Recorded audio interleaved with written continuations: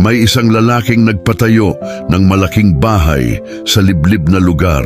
Ang lugar na ito ay paboritong puntahan ng mga turista dahil napakaganda ang lugar. Subalit ang bahay lang ng lalaki ang nakatayo doon. Isang gabi habang nanonood ang lalaki ay mayroong kumatok sa kanilang pintuan. Binuksan naman ng lalaki. Sabi nung kumatok, "Pwede po bang tumuloy at makitulog? Wala po kasi akong matutuluyan." Hindi pwede, tugon ng may-ari ng bahay.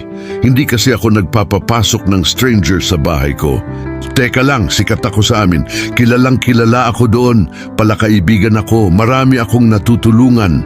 Sagot ng lalaki. Subalit, hindi niya napilit ang may-ari ng bahay.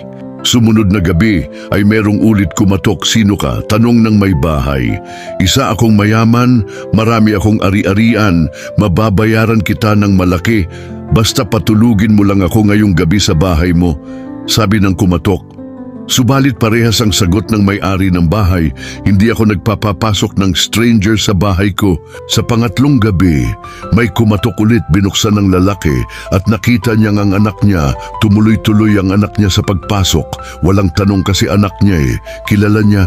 Sabi ng John 1:12, "Yet to all who did receive him," referring to Jesus, "to those who believed in his name, Jesus, he gave the right to become children of God."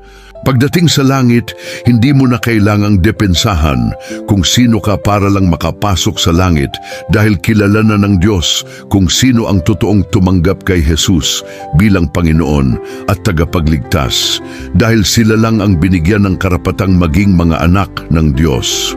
Gaano ka man kabait, gaano ka man kayaman, gaano ka man kasikat, gaano ka man pinalakpakan ng tao, o gaano ka man tinitingala, kapag wala si Jesus sa buhay mo, wala ka pa ring mapapala.